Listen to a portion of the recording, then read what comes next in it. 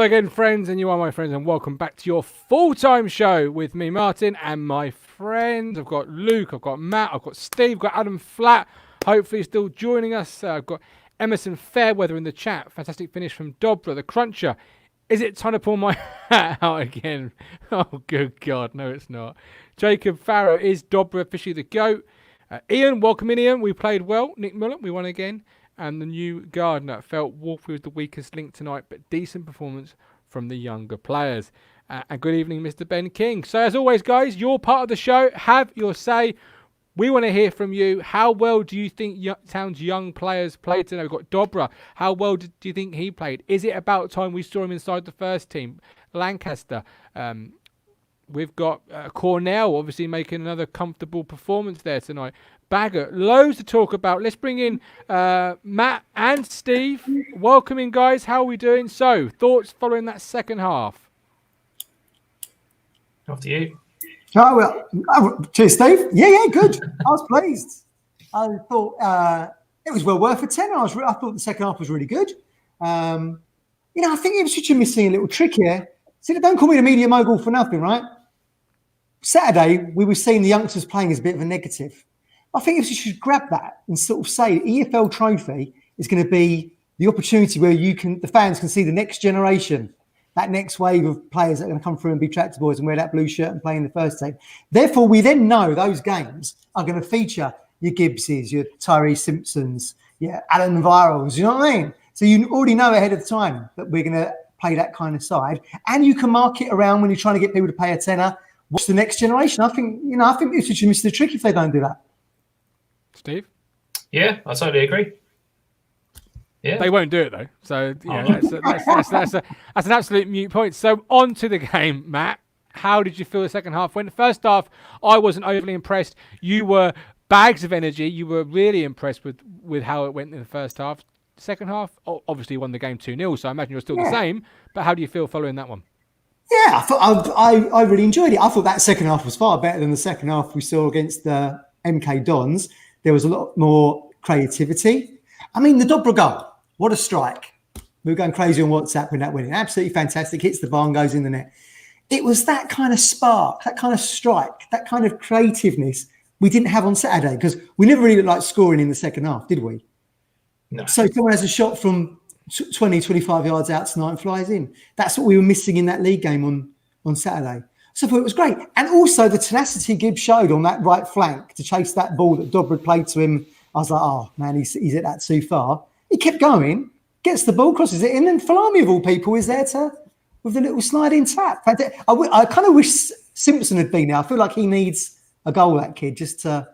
I thought he was quiet today. Yeah, I'm 50-50 on him. Maybe he needs to go out on a little loan. He's raw. He's raw. Yeah. He's a long way off from first team action. Yeah. And I think tonight it's kind of confirmed that in many people, why we've been looking at other strikers bringing in because the coaching staff see that on a regular basis. He's not ready. He needs to go somewhere like a Needham Market or a Sudbury or a Bury Town, like some of these other kids, like Jack Lancaster's done previously.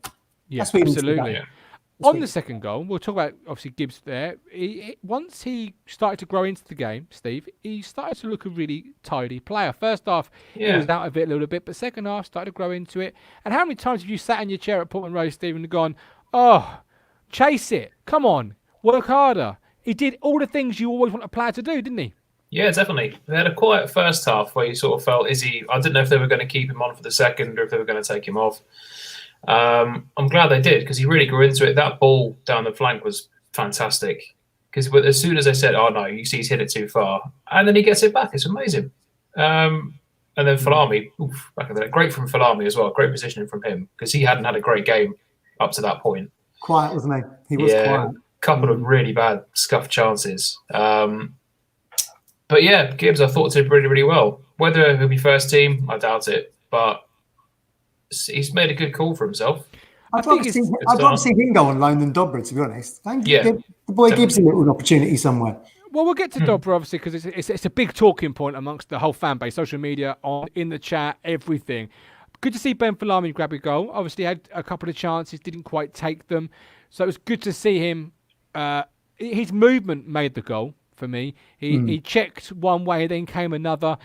It really turned the defender inside out. but it was really good to see him keep working and keep going. Before we move on to other players that we were impressed with, can I just say how I agree with Darren Ambrose? If I was 18, if I was any age, and I was on the bench, I would be ready to go the moment the manager, in this case Paul Lambert, said, "You're on." I wouldn't even need to get ready. My boots would be on, my pads would be on, my socks. Yeah. As a manager or an ex-manager, it's always been a bugbear of mine. Players not being ready. You're on the bench. Be ready at any moment. From their point of view, though, why would you give them 30 seconds? That don't make any sense to me. They would have had longer. They weren't ready. They would have had a couple of minutes. Never ball when everyone out, though, did it? They were on the line for a couple of minutes. Well, no, but it's not the first time young players, especially the ones I've managed, have not been ready. It's just something of, like, be ready. It's the younger generation for you.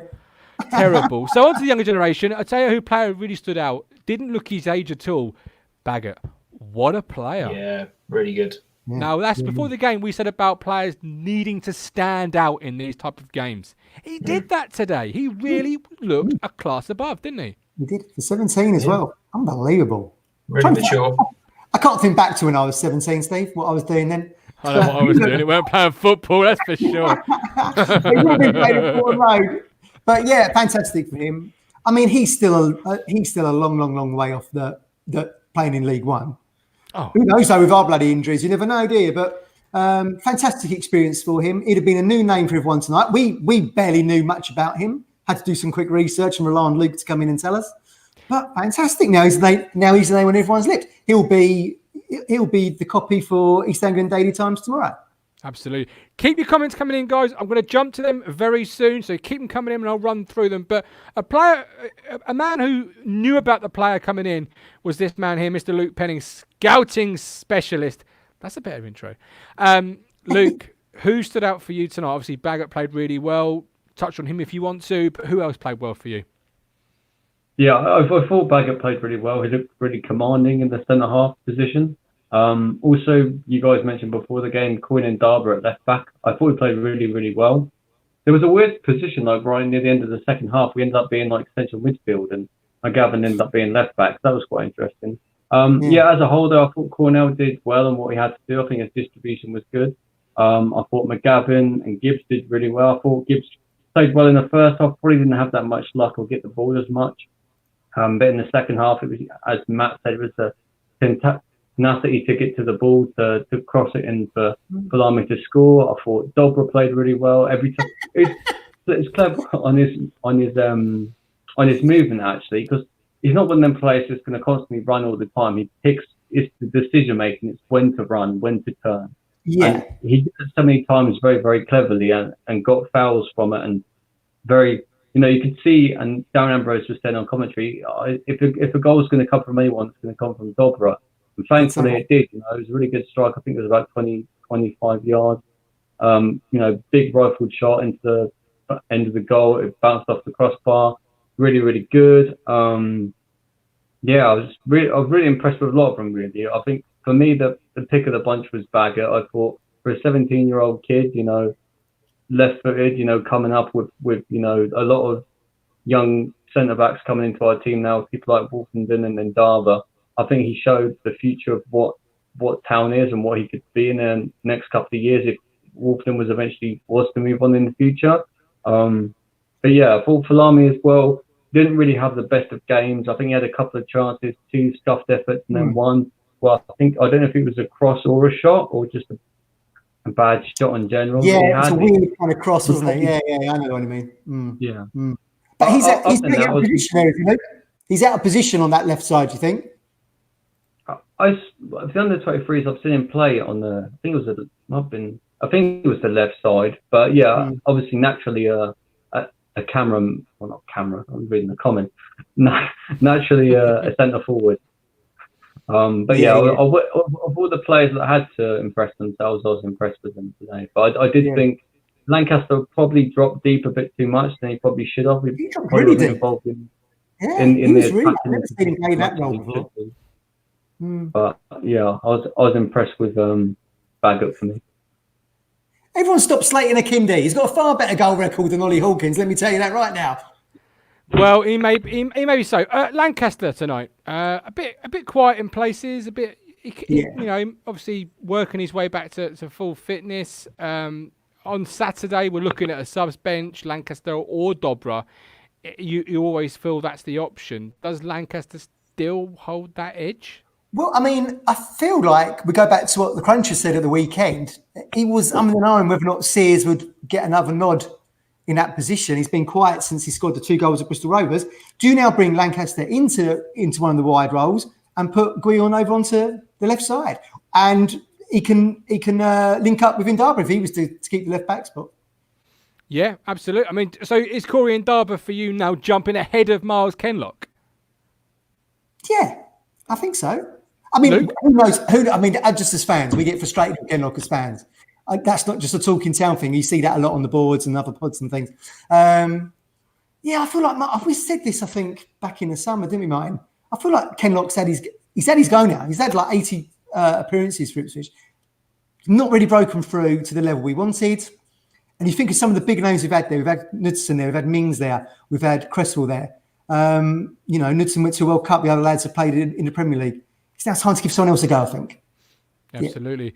Yeah. Let's bring Adam Flatt into the situation. Mr. Flatt, welcome in. Hello, gents. Hello, How you doing? Yeah, good. I bit of a confession. I only saw like the first 20 minutes and then the last 5-10 due to parenting duties. But yeah, what I saw looked good tonight. What I saw looked really good. The next generation of town players coming through there. That's how they've got to market it, Adam, going forward. I think we don't want to see that as a negative. Oh, they're not playing the first team. So market it as the next gen. People will get behind that, I think.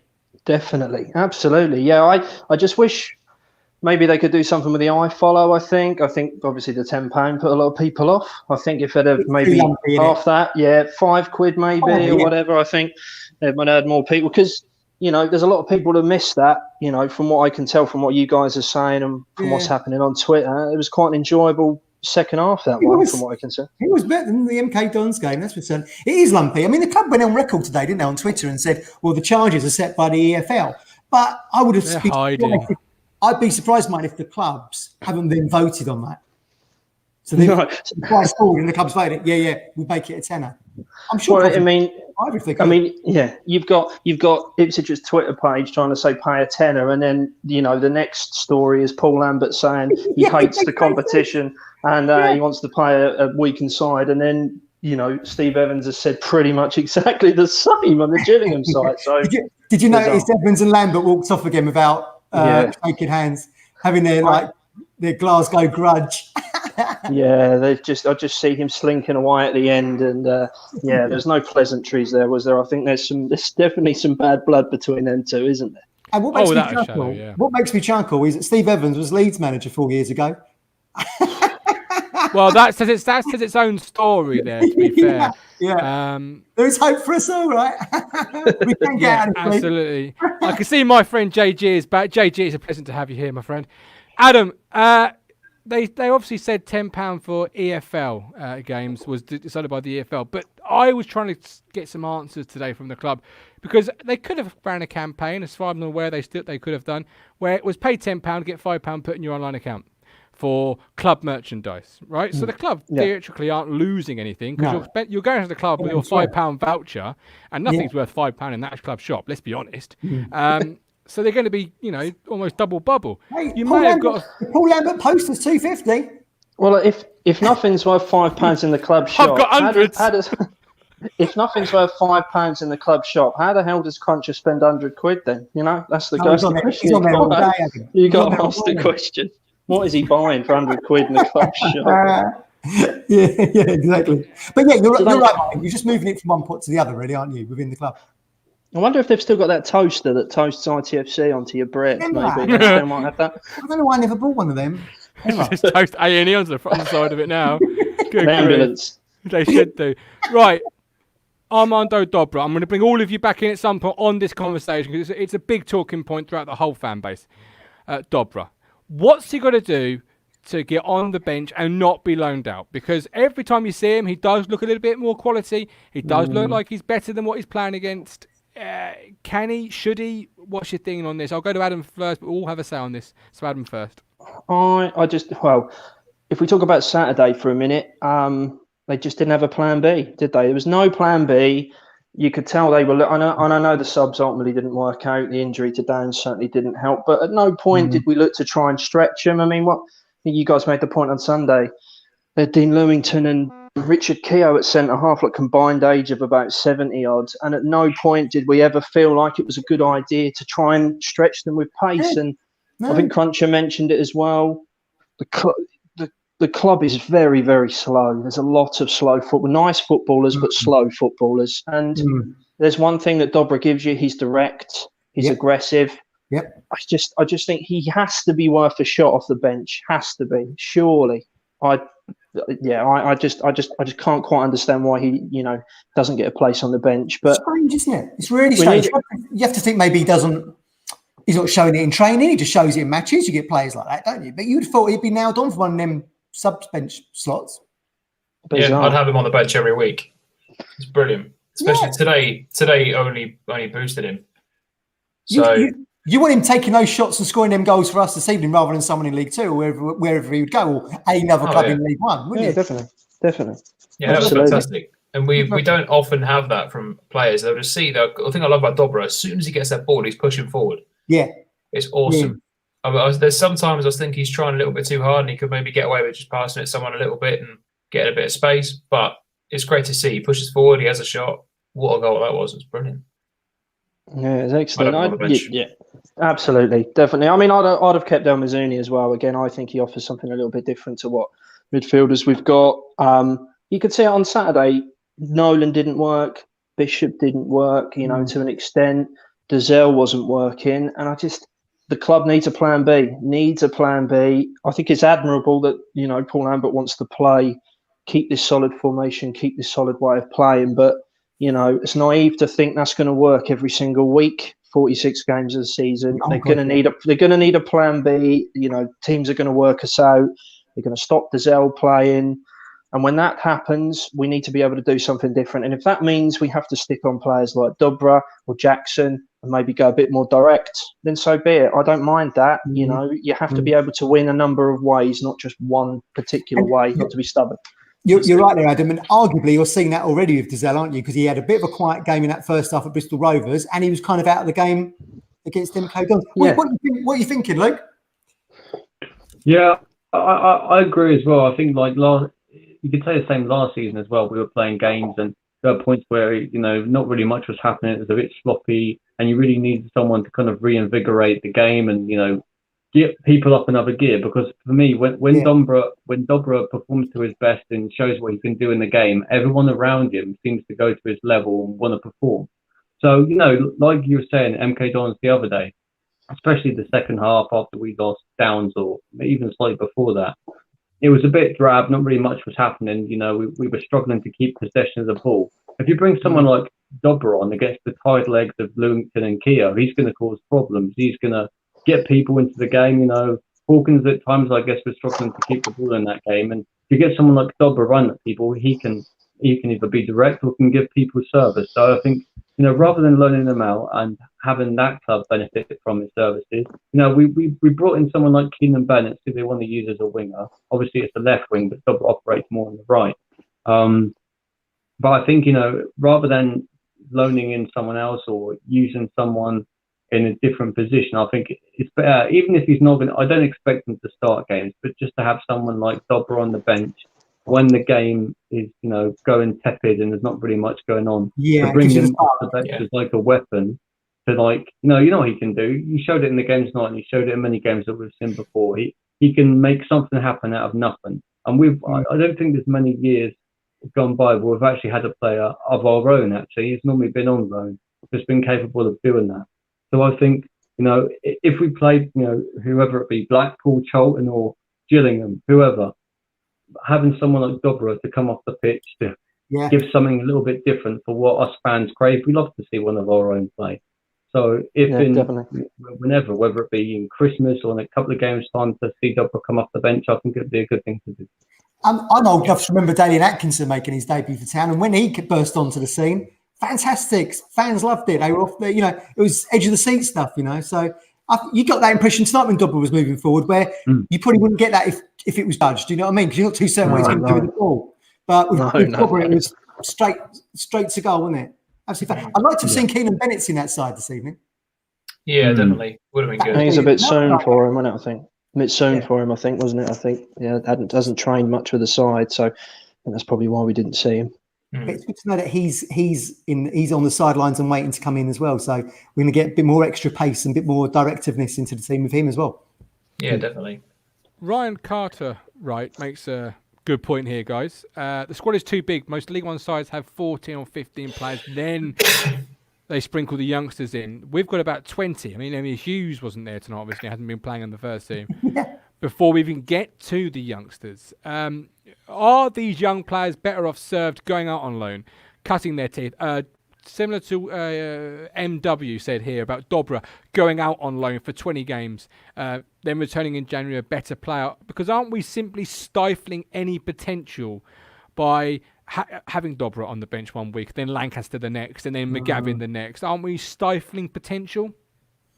I don't know. I think there are some players, some younger players that could maybe benefit from going out on a loan more than others. Dobra, I think, not Dobra, El Mazzuni, he's gone, isn't he? He's out on loan now, I think, isn't he? Cambridge, yeah.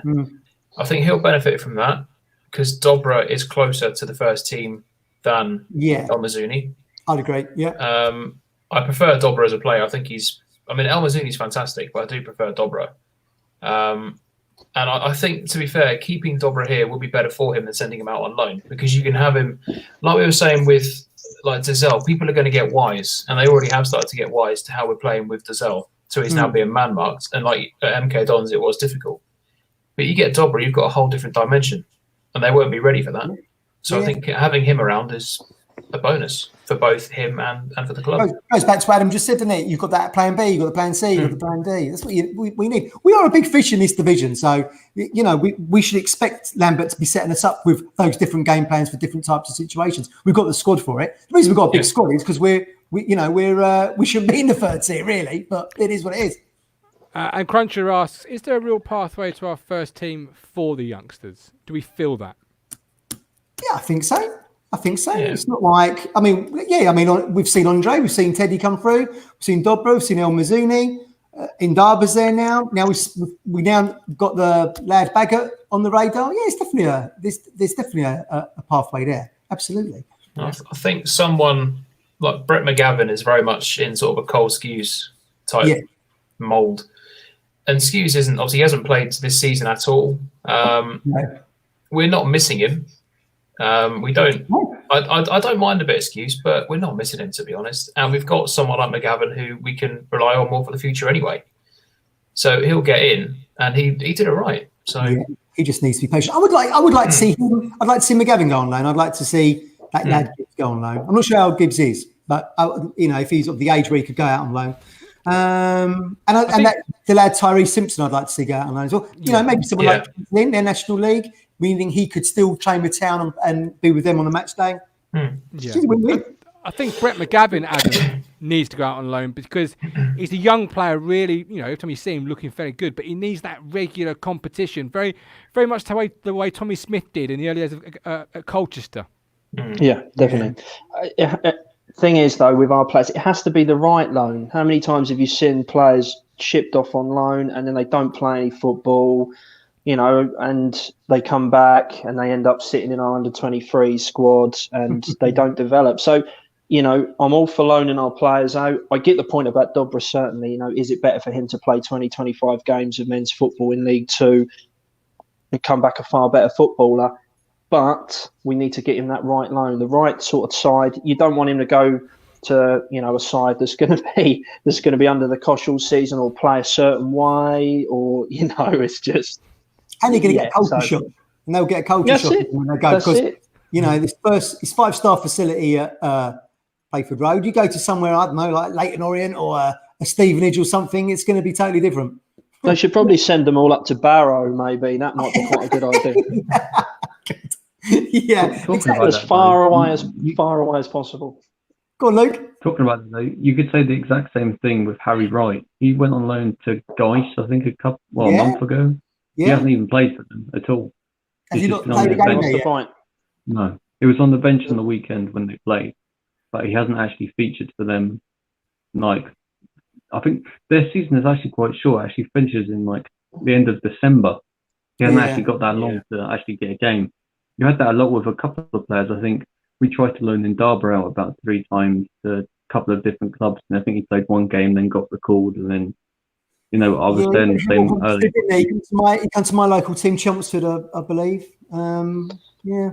There's something fundamentally wrong, isn't there? Because we don't manage to loan a lot of young players out. Like we had Nydam go to Livingston, I think it was last under Paul Hurst. But a lot of times, our young players don't ever seem to find a quality loan. No. There's something. Maybe our links with other clubs. Maybe we want them to pay too much of their wages. That wouldn't surprise me. Like there's something wrong though, right? The only one I could think of, Martin, the only one I could think of, Martin, was Downs going to Luton, where he played 10, 11 games and really impressed there, and came back to be the player that we now are falling in love with. But yeah, you're right. Yeah. I mean, what kind of standard is like lower league Swedish football? I can't confess to know an awful lot about it, but I mean, I can't imagine it's particularly good, is it? You know what I mean? And if he can't get games there, then it sort of begs the question: what's the point of the whole thing, really? Again, that's difficult. I mean, I don't know how old Harry Wright is. What is he? 20, Luke? Is he about 20? Again, that's a big culture shock. I think he's about 21. Actually, he's not as young as some people think. You know, he's grown up with his dad being around. His dad's a name and international keeper. Suddenly he's out in Sweden on his own. Do you know what I mean? It takes time to get used to your surroundings, I suppose. It's like a new job, isn't it? As we said earlier in the show, there's only one goalkeeper position you can play. Yeah. It's one of the hardest positions to crack, and I think with that position the most, the cream rises to the top. And like once Richard Wright made his debut at 17, there was no going back. He was out. It was out of there. You know, you knew the player you had, you knew the quality of the guy, and despite having Craig Forrest, you knew Wright was on his heels even at 17. Goalkeepers, are who are good and who aren't as good, and I do think maybe Harry Wright is playing for his career both here and elsewhere, but it's a struggle to break in as a number one because it's the position of most trust. And Pricebeck's gone under the radar to Braintree for a loan, hasn't he? How long was that for? Till Christmas or something? Was that just a month or something? It's a month. Well, are they National League? Are they National League South? Are they Braintree? I think is that the level they're at? That's up the road from me. Yeah. It's a culture shock for him. That's a real tiny, ropey little ground. I bet. I actually thought I've got a feeling that Cornell will end up being our number one this season. Actually, from watching him for the brief bits tonight, I just think he looks a far more competent goalkeeper. Completely. I know he didn't have an awful lot to do tonight, and he did. There was a one for the cameras, wasn't there, in the first half? Matt, die the cat Cornell, leaping to the side to make that save. Very good. Yeah, the cat. Yeah, you might be right. We debated this point, didn't we? That he didn't get the greatest of what do you call it? Kind of reviews, did he, Martin, from our friend at Northampton Town Pod? And then he didn't make the greatest first impression either, did he, against Spurs? We made that kind of mistake for one of the goals, but he looks all right tonight anyway. So he's got feet, hasn't he? Look what Spurs did to Manchester United, so I wouldn't take too much stock into what happened in that game. You know, they made £85 million Harry Maguire look a little bit silly, didn't they, in that one? So you know, hey. I think Paul Merson called it right on Harry Maguire. Right. I've called you all, into the same screen because I'm going to finish up now with Saturday. A look at Saturday. 2 questions first and foremost. Does anybody make a case to be involved Saturday from today's team? And secondly, I want your bold predictions ahead of Saturday. I'll start with Adam, and then we'll go to Matt, Steve, and then from Luke, and finish with myself. So Adam, bold prediction, and does anyone make the team from today for Saturday? I think we also need to figure out what's happening with Downs and Stephen Ward. They haven't announced yet what's happening with those two, have they? So, Q, Downs out for 12 months, Stephen Ward out for 18 months tomorrow, and then we have to go from there. I'll assume Ken Lock plays. As much as I'd like to see Ndaba play, I think he looked okay from what I saw him start. I think Ken Lock gets the nod. Gotcha.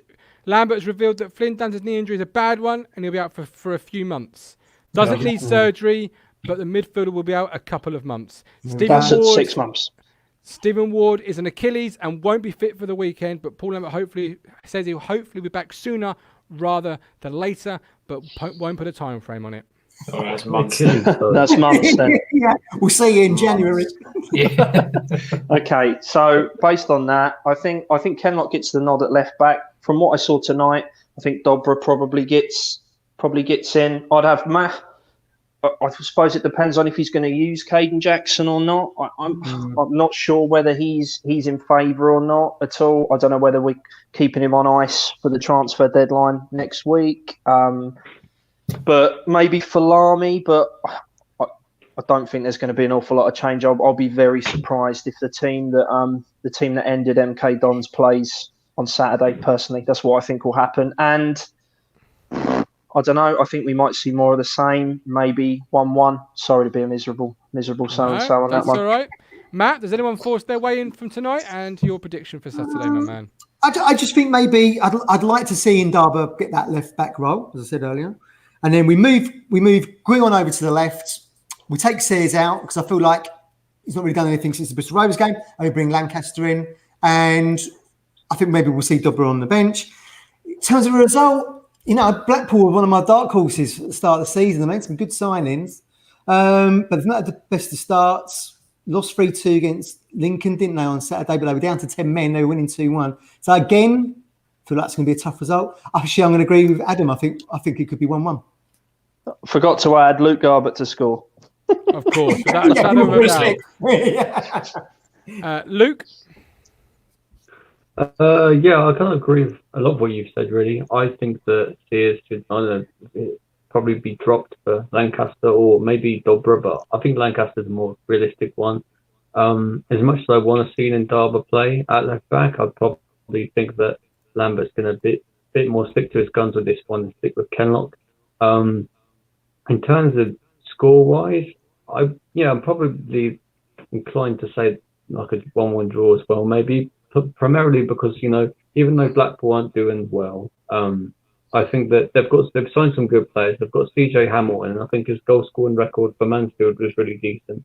This season, I think he scored about 3 goals, maybe. They did get James Husband sent off. Oh my God, they did get James Husband sent off in their last game. So obviously, then they went down to 10 men, and that's why they lost.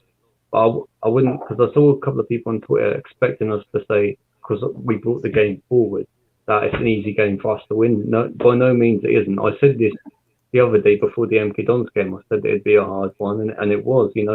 Daniel Harvey got the goal for them, and it was really hard. We were unlucky in some ways because we lost Downs due to injury and went down to 10 men. And then I think we made the subs a bit too early, in my opinion, and it kind of shot us in the foot. But yeah, I think it's not as easy as it should, as some people expect for Saturday. I'm going for a 1-1 draw as well.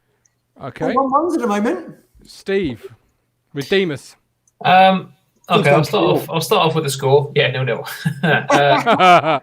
No, I'm going to go 1-0 Town. I don't think it's going to be an exciting game. 1-0 Town. I'd have Ndaba at left back. With Wardy, I get the idea we're going to expect a Jonathan Walters here. It's an Achilles injury that will end up in his retirement or something. Oh, God, don't be saying that. Can you remember that? That was wow. Yeah. Right in front of me, that was. Funny. It's funny because it's true. Yes. So we'll expect an announcement from Stephen Town. Ward. Give it a couple of weeks, and Stephen Ward will be saying, "Look, I'm going to retire because this is too bad." It's an interesting one to be fair because with an Achilles injury, I think that's what Kane Vincent Young's got at the moment, and he's been out for so long. You think of someone Stephen Ward's age, what was he, 36? 35. It's even harder to get back. You don't want. Yeah. Trust me, the human body is not a perfect science. I know that myself. Who's going to be back first, Vincent Young or Ward?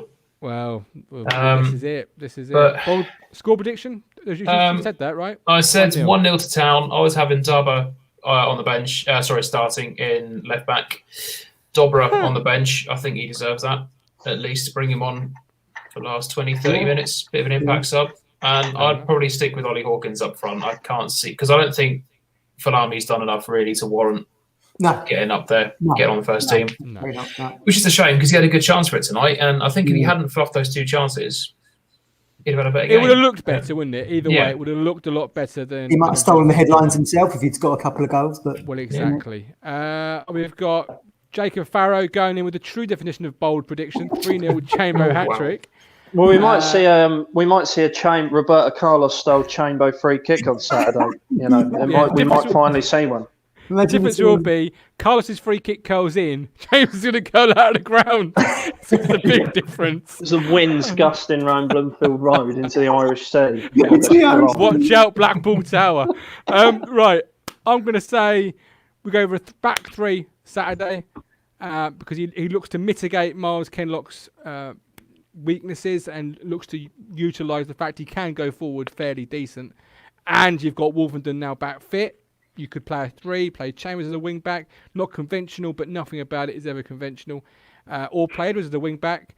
Drop Wilson, bring Wolverhampton in. There's various different things you can do in a 3-5-2 as opposed to a flat four because we haven't really got, for me, a left back that's strong enough. Score-wise, I'll save it for Forecast Friday because I don't know yet. But I'd go over the back three, and that's the way I see it. But we're done. Either way, we'll be right here on the channel, on Facebook, on Twitter, 2:30, the Matchday Ticket Live pre-game show. I can't remember who's joining me. I think it's Matt and somebody else. But we'll be here, and I hope you are too. So with love, with care, thank you all for joining me. Thanks to the guys on the screen, and thanks to those in the chat box. But with love, with care, we'll see you all Saturday at 2:30. Yeah. See ya.